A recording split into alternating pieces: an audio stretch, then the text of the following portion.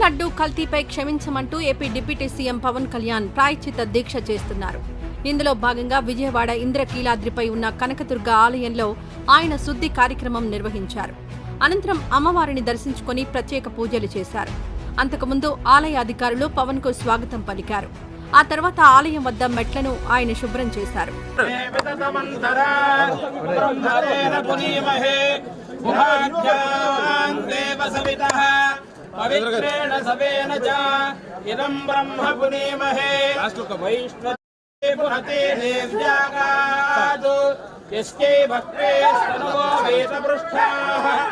సనాతన ధర్మంపై పోరాటం చేయాలనుకుంటే నన్ను ఆపేవారు ఎవరూ లేరని, నేను దీన్ని రాజకీయం చేయదలుచుకోలేదన్నారు పవన్.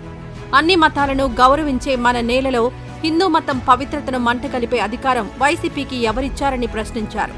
ఇది భగవంతుడికి జరిగిన అపచారమని, దీన్ని ప్రతి ఒక్కరూ ఖండించాలని, ధర్మంపై దాడి జరుగుతుంటే చూస్తూ ఊరుకోవమని హెచ్చరించారు.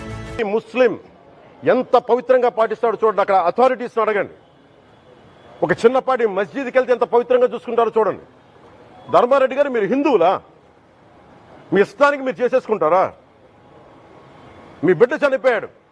చనిపోయిన కనీసం 11 రోజులు లోపలికి రాకూడదండి, ఈ లోపల వచ్చేస్తారా మీరు? మేము మర్చిపోయామనుకుంటున్నారా? ఆగమ శాస్త్రం చెప్పింది మీకు ఇదేనా? అంటే గవర్నమెంట్ ఉద్యోగులు అయితే ప్రభుత్వం నియమిస్తే మీ ఇష్టానికి చేసేసుకుంటారా? మాకు బాధలు ఉండవనుకుంటున్నారా? ఇదే మీరు ఒక ఇస్లాంకి చేస్తే అపచారం జరిగితే మీరు ఏం చేస్తారు? బయట రోడ్ల మీదకి వచ్చి మీరు కూర్చోబెట్టి దాన్ని పొలిటికలైజ్ చేస్తారు. మీరు పొలిటికలైజ్ చేస్తారు. నేను నిజంగా చెప్తున్నా, జగన్మోహన్ గారికి కూడా చెప్తున్నా, మీరే కనుక, నేనే కనుక సనాతన ధర్మం మీద పోరాటం చేయాలని నన్ను ఆపేవాళ్ళు ఎవరు లేరు ఈ దేశంలో, గుర్తుపెట్టుకోండి. నేను కనుక సనాతన ధర్మం కోసం నేను పోరాటం చేస్తే చచ్చిపోవడానికి సిద్ధం నేను. కానీ నేను అక్కడి దాకా తీసుకెళ్ళిన విషయాలు, దానికి నిదర్శనమే రాముల వారి విగ్రహం శిరిచ్ఛేదం జరిగినప్పుడు ఒక్క మాట మాట్లాడకుండా చెప్పి కూర్చున్నాను. ఆ తెలివితేట లేక మీ ప్రభుత్వాన్ని కిందకి తీసుకొచ్చి అధాపాతాలను తొక్కిన మేము మాకు శక్తి లేదనుకుంటున్నావా? ఉండవనుకుంటున్నావా? కానీ మేము సమాజాన్ని కలిపి ఉంచాలని వ్యక్తులు తప్ప విడగొట్టాలని వ్యక్తులం కాదు మేము.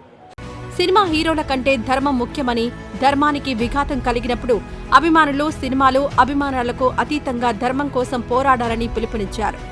సినిమా వారు కూడా ధర్మంపై అపహాస్యంగా మాట్లాడొద్దని హెచ్చరించారు. మనం నమ్ముకొని ఆయనకి వెళ్తున్నది మనకి బాధ్యత. ఇది ఇంకా ప్రతి ఒక్కరు దీన్ని గుర్తుపెట్టుకోండి. చేతులెత్తి వేడుకుంటున్నాను. సగటు హిందూ మీరు సినిమా టికెట్లకు వెళ్ళిపోతారు. అభిమానులు మీరెవరు హిందువులు లేరా? సినిమా టికెట్ల కోసం చించుకుంటారు. సినిమాని మీరు కూర్చోడానికి మీరు మొత్తం మాట్లాడతారు. అందరిని అడుగుతున్నా, మొత్తం భారతదేశపు యావత్తు ఉన్న సినిమా అభిమానులను అడుగుతున్నా, మీరందరూ హిందువులే కదా?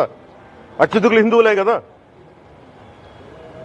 మీకు బాధ్యత లేదా? మీకు మీ సినిమా హీరోలు, నేను కూడా హీరోనే. నన్ను మించి దేశాన్ని చూడమని, సనాతన ధర్మాన్ని చూడమంటున్నా. మీ కన్వీనియంట్ గా కూర్చోబెట్టి హీరోలను ఎత్తడం కాదు, నన్ను ఎత్తడం కాదు. ధర్మం విఘాతం కలిగినప్పుడు ధర్మానికి మీరు మాట్లాడటం మీ బాధ్యత. నా తరం మేము కష్టపడుతున్నాం, ముందుకు వచ్చాం. ఎవరి కోసం పడుతున్నాం ఈ కష్టాలు? మాకు సరదా కాదు.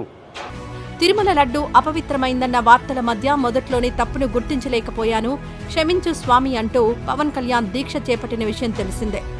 11 రోజుల దీక్ష తర్వాత తిరుమల శ్రీవారిని దర్శించుకుని దీక్షను విరమించనున్నారు. ఇందులో భాగంగా వచ్చే నెల 1న అలిపిరి మెట్ల మార్గం ద్వారా తిరుమలకు చేరుకుంటారు. 2వ తేదీన శ్రీ వెంకటేశ్వర స్వామివారిని దర్శించుకుని ప్రాయశ్చిత్త దీక్ష విరమిస్తారు. అక్టోబర్ 3న తిరుపతిలో వారాహి సభ నిర్వహించనున్నారు.